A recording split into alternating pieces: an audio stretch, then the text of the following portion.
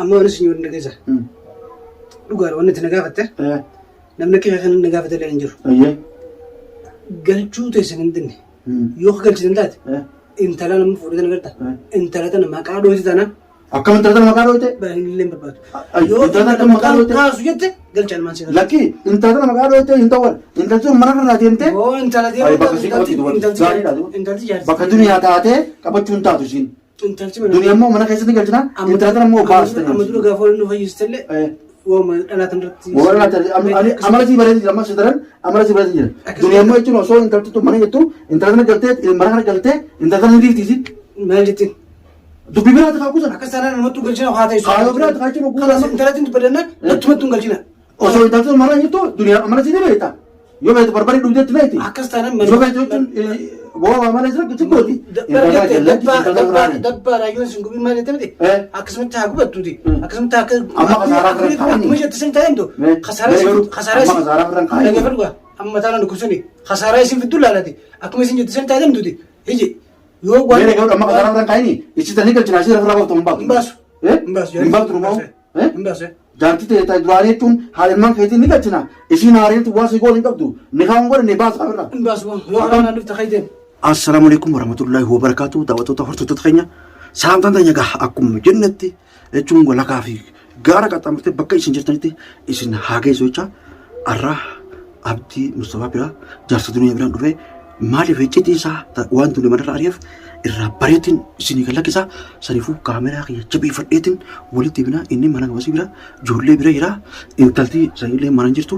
Akka tasaa dhufeetti ilaalee bakka itti erge isaa beeka akka niqaa godhatee fi akka niqaan godhatiin maaliif hojii jiraachuu jira kanaan icciitti baasee maaliif manarraa ari'aa tureen kanaan gaa isin jechuun icciitti maree isinii gallakkisaa asumaan ugaa achi boodaa jechuun icciitti wagguu bara booda fidoo irraa maree jechuun araarama isaaniittis akka walitti araaramis godhuun kaanya dirqama inshaallah jechuun du'aa inni godhaadha isaan garree warra fayyisu rabbiin waa godhu isinillee du'aa inni godhaan jaa kaameraa jiruuteetti walitti eebina. Kamera keenya asitti beefamne jira icciitii isaa irraa baruu fi isaas ni yaamna walumaan ugaa turtii gaarii nu hordofaa jalqaba irraa hanga dhumaatti isin jaa har'a waan gaarii fi dhufe inshaallah attan isinii bara.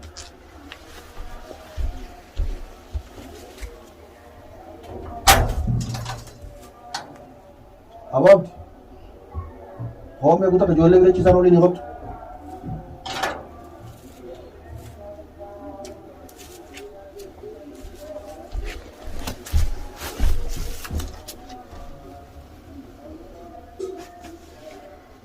Aasera jaartii adii tagaa yoo lumachuu jiraachuun cimtee adii taata haala eeguutu akkuma as bira bira mana kanaa seenna kennee ijoollee rafus hojjetama siis sanii mikka mana kana hojjete nagaa akkam fayyaami jirta alhamdulillah yaada ijoollee rafisuun sammachi kiidhaa jechuun jaartii biraa fiduunis kiidhaa ijoollee rafisummaa cinqidha ijoollee hojjetachuun nama gammachuudha. Yaa kee gammachuu osoo ta'e amma micooti qoraa fisu jirta taa'achi kiidhaa tuun sibira dhaabbattee ta'an sidiratti tuun waan yaaddottee si gammachuu jirti numaan harka asayiraan gaangara tirafituu jechuun mana kee kaayaan ol seene yaa waan jechuun abdii rakkoodha. Xiqqoo salaatii xiqqishoo dhugaa beelooti obsaan hin jenne malee. Yaa abdii wanta kaasiima yaa abdii wanta kaasiima. Wanni ciqqii wanti takka wanni rakkoon jirtu la. Yaa kee rakkoon numa jirti. Rakkoon takka jirtu ballo rakkoon haa jiraattu rakkoon haa jiraattu laakiin garuu ati dhugaa la waan takka aaraa cinqamaa oolurra cinqii hanga gudduurra cinqii namni tanaaf ijoollee tiyyaa wanni cinqii godhan jirtu. Gizee ala baatee dhufte aartuurra gizee ala baatee gizee hiriyaa tiyyaa dhufte gizee rimsee dhufte aaruurra ijoollee tiyyaa jijjiiramtee bara ijoolleen ijoolleedha. Mee waan takkaa siifatti mee ijoolleen kun waan takka waliima siifii duniyaa tun haadha ilmaan kan timsa bara ilmaan kan bara jaartii ta'e timi. Siifii haati ilmaan keetii kun yeroo takka walonuun keessa nama duraas ni jirti waa'ee naaf farratti jechuun isin talaa fuulaalte beektaa isin talaa gosa hojjechiisu buta. Takkaa kan naariin oolee buleen beeku. Hinaaf farii qabdi ni hinaafti talaa buugarte ati warra laatu ni hinaafti beekamu jaartiin ta'e yoo ta'e laatu ni hinaafti jechi kiyyaan bara jechi kiyya akka nama fuudhuutti akka gartee nama bira deemuutti akka nama bira qamuutti yoo bakka qamaatullee jechuun isii hojii deemtee ilmaan gadi dabartanii nama bira illee dheettan jaartiin ta'e hinaaftu jaartiin ta'e kophaa takkaa telefoonaan jiraa jiru. Shantaa faddeetiin fuudhee fiilan deema. Laki takka telefoonaan jira jedhu takka hoo birrii jechuun jaa dhalaa tana haa akkana jedhatu coccoo sana dhiisi naasi jee gaarii tijaajilti waan kana fedhe malee miskiina qorannee illee jirra jechuun miskiina alwaa takka bultiin takka si toltu hedduu dhalaa jala deemtee dhalaa tana jechuun mana fituun kun maali rakkoodhaan. Waasimu tafuudhaa fuudhuun bareeda. Fuudhuun bareeda. Fuudhuun bareeda. Amma intalti sana isa qotu intalti isaa dhiyootamu ta'uu na ibsan. Intalti moo intalti ati giduu dalaga mukkutte. Inni maal dalaga nyaate? Naa isin duraan dalaga jechuu jirti. Dalaga jirti? Guyyaa dalagitee mana galti? Akka raawwaatiitti moo? Eeguun galti booda ijoollees waasii gootee jechuun isin hundaa bootee hojii laatani? Duba ishee tana jaalama wal dhuftanii duraan wal dubbisu turtan moo jechuun zamanuma kana iidaa kana? Dhimma wal barree. Soomana keessa moo soomana dura? Dhimma irra wal barree. La soomana keessa soomana dura wal tokko jira jechuun namarraa akka dhageenye. Beekumsa wal beeku duraan ni beekna. Soomana keessa miccoo takka sanuuta dureen asitti nu bira tokko sanin dalagaa irraa busee miccoo irraa qabu jeene. Akkas jechuun gas dalagaa irra jira. Amma tana jechuun Moqaalee maan sagalee etteeti. Sagalee yaadachisa jechuun. Kanaaf tajaajilli isaa atu fuudhuun gaariidha. Fuudhuu kun akka yoos. Dhalaadhaa waan mataa dhiboo uwwistuu hin jirtu dhala nuukaas arsitee hojjetu ifra jijjiiru dhalaa ifra jijjiiranii. Akkuma kophee ifra jijjiiru bareedaadha. Dirqama maqaatis. Takkuma wajjin qabaa lollee jirtu maal ta'a? Rakkoodha. Rakkoolla ta'a jeebi'a. Atammee ifra jijjiirtaan akkami? Ilmaan marafeewu. Inni kaas godhattee sirriitti jechuun jiraachuu jirta jechuudha. Inni kaas godhatu godhatu moo nuti waasiin godha eenyutu godha? Qaadii eessiin godhata. Amma jechuun hanga duniyaa san daran gammachuu jiraachuu jirta. Akka jeebi'a. Ijoolleen teessoo akka bifa kamii jiraachuu jirti? Ijoolleen tiyyaa fi anaatutu addaan wal godha. Inuma waa'ee karaa waan sanii narra beektiyu. Ijoollee tiyyaa fi anaan tajaajilutti. Moonqa aadaa kana akka cibasitti mootuba booda akka biree. Booda yoo akka garagaltu taate harkoota keessa garagalti taanaan irraan kaasees ni baati. Yoo akkuma dhalummaa sharaaf taate akkuma deemtu kana deemtu taanaan alu saaraan na wajjin ni jiraatti. Duuba dhalummaa sharaaf ta'u mootuba. Tasii taatee alitee gootu malee tana maratee mataa waasaa buluudha. Duuba duree kana jechuun ni galchita moo hin galchi ture? Eegataan akka waliin peesiti taatanii tuni hedduu gaarii si taate nagee taata. Haadha armaanii ilmaan keessaa baasanii wal godhullee waa ilmaan illee booddee hijaa qabachuun ilmaan oollee. Laakiin immoo ilmaan sii keessatti hin galanna dubbii godhubaatti tana ilmaan sii keessatti adeemtu. Duuba ilmaan kana akkamiin galchine beektaa ishee haadha ilmaan tana ilmaan keessatti akkamiin galchine beektaa? Intala tana intala niqaa godhatu sana dhugumaan niqaa godhate intala tanaati. Dhugumaan niqaa godhate yoo dhugaan niqaa godhate duuba jaartii ta'e maaliif amansiisu ni galchina ni amansiifta ka jaartii ta'e. Isin warra galchuu amansiisa. Isin warra galchuu amansiisa. Yoo intala tana jaartii harka deebar. Jaartii harka deebar. Deebitee egaa ilmaanitti akka jaartii namaatti teessee dabaltees taanaan masruufasii ilmaan sii tifisiis. Duuba dunia akkami jettee yoo intala tana jechuun manarraa baase malee manatti hin galuu jetti. Duuba daa'imman keetiiti. Duniyaa jechuun manatti galchuu ni feena. Intala tana wanni niqaa godhattuuf hin jirtu. Niqaan kun akka jibaa ta'u oolu. Intala tana manarraa baasi mana galchina. Waraqaan si garsiisa? Waraqaan agarsiisu waan dalagu. Sanii fuulaan dubbii tana dhageessa. Intala baasii dungarraa. Ija nyaatichi qilleerra si dhaqe. Arraba ni fuuta. Infotu. Infotu ni firmaa jita. Ayiwaa akkas jechuudha. Intala baasii jechuun akkas jechuudha. Barakee wanni inni eegadhu bultiin tun jechuun tanuu duraa bareeddu. Bareeddu miti hin jenne. Bultiin tun duraa bareeddu. Haadha ilmaan keetii yoo mana deemte malee. Yoo qaceeltu taate. Yoo qaceeltu taate bultiin bareeddu miti hin jenne. Tun hoggaanii fi yeroo alaa seentu yeroo wanneetu matummaa. Amma yoo uumatatti maarratti kana walitti dammee. Uumatatti aartu daleete kan gooti. Maara walitti dammee si bitu jechuun jalqaba maarratti kan walitti dammee. Alaa galu. Mana taa'u. Daa'imman wal lola. Isa rabsiti sun tubo isa rabsiti. Maal rabsino? Akka na gubbaan fiidii sagalee na gubbaan baasee kan na fiidii. Bakka san gorsuu hin dandeenyaati. Itti gorsee hin dadhabe. Amma tokko dhaan guutuu gorsumatti hin jira. Yoo kadhattee isin tummee akkamitti jechuun akkamitti gorsa kan jaartii ta'e amma tokko dhaan jiran itti misa. Amma tokko dhaan gocha jiraatan isii tana jechuun gaafa dura fuutuu fi amma asitti jamte eegalee ilmaan horte. Amma nama bara sajjaayiban na taate. Yoo gorsite hoo?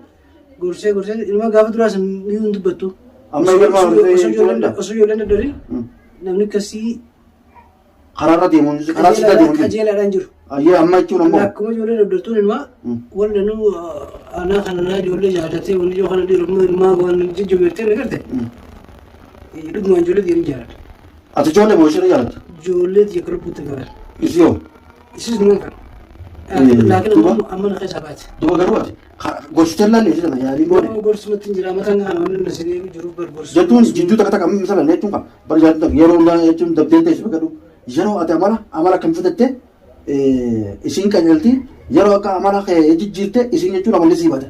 Mee yeroo kana yeroo kana baasime. Aboo isii yeroo fakkeenyaaf hangartee waan tana godhi jeen. Si osoo dhalaa lallaalee immoo osoo dhalaa na booriin isiin qajeeltu dhaami. Dhalaa naggadaa olaan bakka dalagaatiin olee galu jira bara. Misala kan telefoona faana.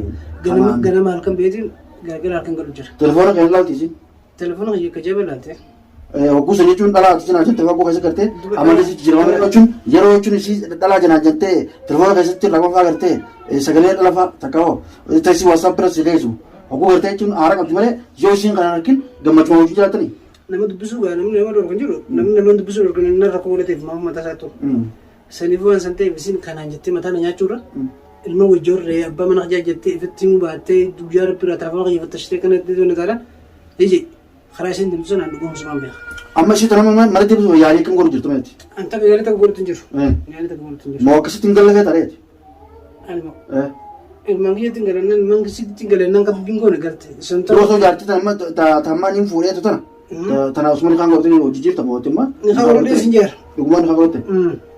Duba ollarraa gurra keenya abdii ni kan godhane jechuun abdii waan badii dalagu jira. Manatti. Ollaa kan godhee sin jeera. Ollaan kee kun hedduu jira. Yaa kan yaa nama sin jeera. Aboo hedduu jira kan namni. Nama amma sin jeera nama nama kai. Hedduu jira. Ni kan godhee bana jechuun waan jechuun si duba tetti laabeeta nalee waan dura laabeeta. Ollaa kan sin jeera amma na fida kai. Bar wanni si juun beeta wanni kun adda baati. Nuti si duba qoranna akkuma si gaafa dhumarratti si goonee qoranna.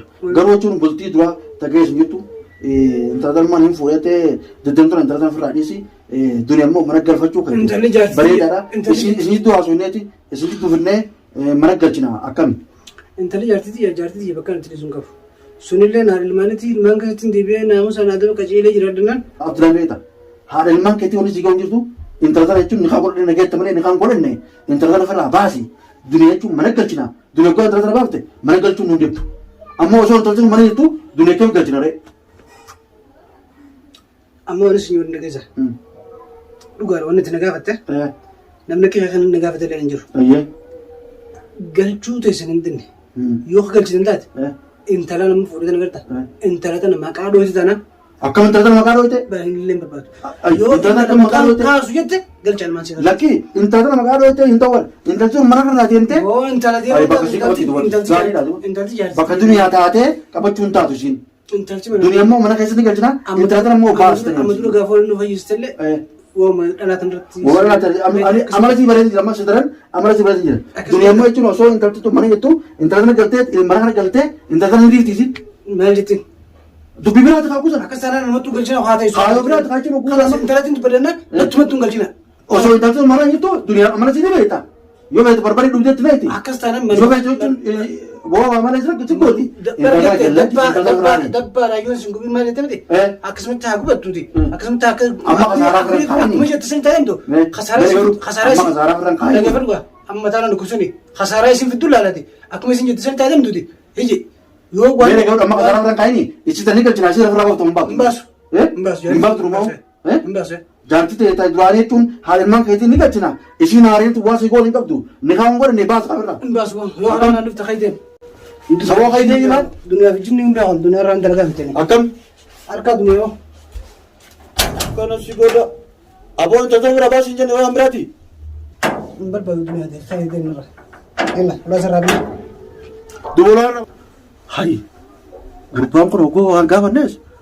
Duniyaan umma galchinu tan ammoo yoo tana dubbattee nu mangalchini jaa jechuun asumaan waan intala jechuun jalaariine duniyaa deebisuun kan oolamu garuu hojjetiisaa hanganumaan irraa baruu fedhe daawwattoota keenya jechuun hanga kana jalqabarraa hanganumaatti laala subscribe like share godhuu hin dagatanaadha garuu nuti itti fuullee jira intala tana ariinee duniyaa mana galchuudhaaf an qophiidha gara kayyaanii shartii isiniin seena garuu intala tana yoo rabdi gilaan ariine ani ilma namaatii miti inni gabbee jira garuu hojjetii.